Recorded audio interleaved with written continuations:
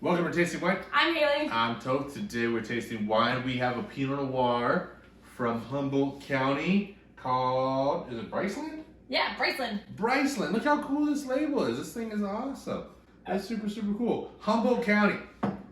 Humboldt County. Humboldt County. So a lot of weed. A lot of weed. A lot of weed in that area. This is a rarity because there's so much marijuana growing up there. Yes. Oh, wow. So I did read that this wine wasn't like filtered to get rid of this gunk. Yeah, it's completely unfiltered. They wanted it to be like as pure as possible. Yeah, but I'm wondering if that's going to pour out into your glass. So they do recommend decanting it in the decanter so that it'll settle in the decanter rather than in your glass. So Humboldt County is in California, for those of you who do not know. Oh yeah. Wow, you almost just splashed me. Sorry.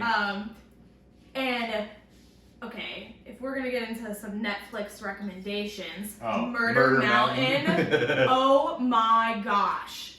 Murder Mountain is about Humboldt County and the marijuana sort of growing industry marijuana up there. industry up there. It is, if you like true crime, if you like docuseries, Murder Mountain.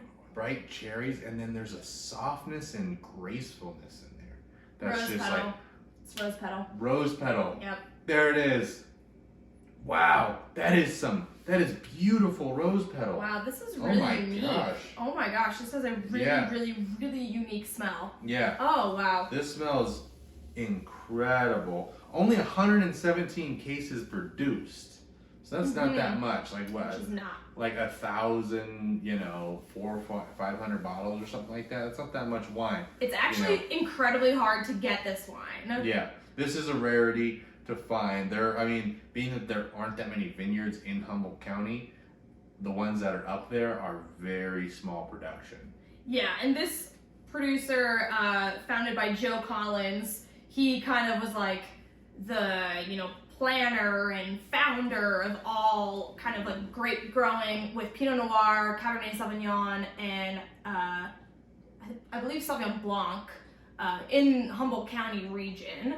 So hats off to him. Yeah, like you said, it is bottled unrefined and unfiltered. Yeah.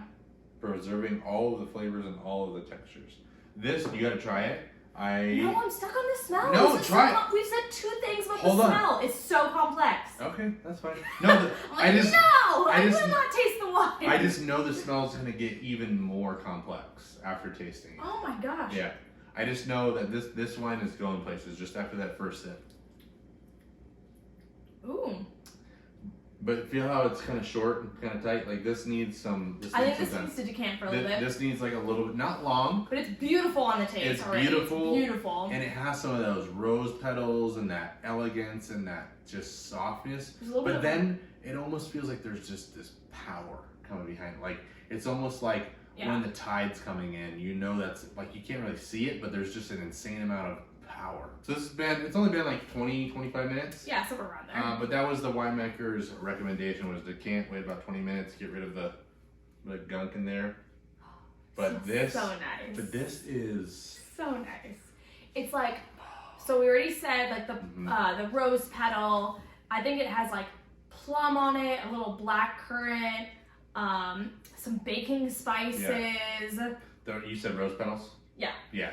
The rose petals for me is like one of the most prominent things, and I think it's one of the most graceful, like elegant. It is. Because it's such a recognizable smell, and it stays with you because it doesn't, not that much else smells like that when it's that fresh. Have you ever had rose petal tea? No, but you've told me about it. Okay. And I've seen pictures on Instagram, people making it. This reminds me a little bit more of rose petal tea because I think it has kind of like these like herbaceous notes in there as well. On the smell. Like on the smell. Yeah. So I think it's maybe like rose petal tea.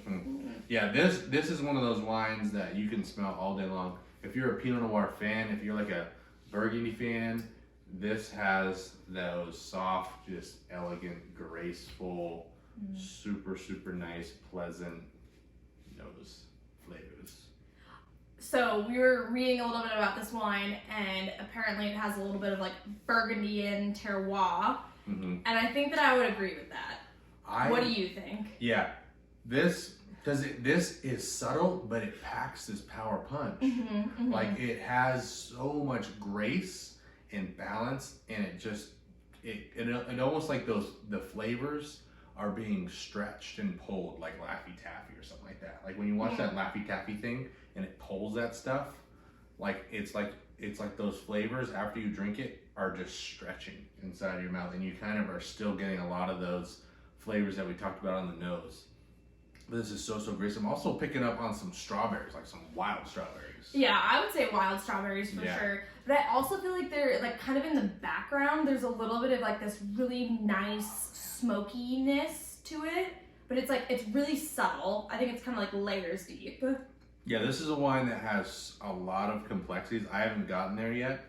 I could see, I mean, I don't not believe you, but I could see how it could get there because this wine has just so many layers and layers of complexity. Each time you drink it, you're like focusing on the next layer, and you're like picking up on different things. This wine is going to be extremely hard to find. I can't find any more of it, but this wine, I'm just going to tell you right now, go to their website, Google this, get on their mailing list, because when they come out with it, you could figure out where to buy it, how to acquire some. But they don't make that much of it. They really don't. They only, they have 100 cases, 117 cases of this. Yeah, apparently it's kind of like you have to go there to get it, and then I guess they do some sort of like flash sales, and then you can buy it that way. Another thing to say is that they are up at 1,600 feet. Above, right. Yeah, above Fire Creek, a few miles west and north of Briceland. So I guess Briceland is a town?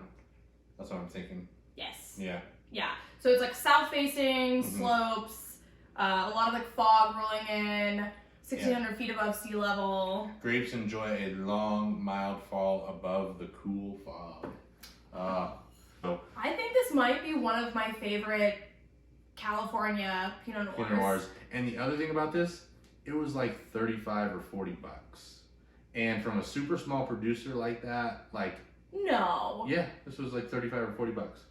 I would spend $100 on this wine. This is a $100 wine. Easily. Yeah, no, Easily. This is easily a $100 Pinot for sure. And I'm like almost crying. I know. I should have bought more, but sometimes you just don't know. But this is one that I will buy every vintage of. Whenever they post it, if I see it, I'll just buy every vintage. I'll buy at least 2 or 3 of them because at that price. We will have to drive to Humboldt. Yeah. And apparently bring guns or something because of the Murder Mountain. Murder Mountain, yeah, we'll have to be strapped up there. I don't want to see how close it actually is to Murder Mountain. You got any other super small California cool climate Pinot Noirs that just knock your socks off and you almost don't want to tell anybody about your special gem that you found because it's so good? I know, I don't want any of you to know about this. Yeah, that's what this is because this is this is a truly incredible wine. But thank you for joining here on Tasting Wine. Make sure you get out there and taste some wine. Let us know what you're trying. Let us know what you should try next. We have a new Instagram. It's Tasting Wine Official. You can follow everything on there. You can send us comments. Leave a comment down below. And like I said, small production, California, cool climate, Pinot Noir. Leave those comments down below on your recommendations. And we'll see you on the next one. Cheers. Cheers.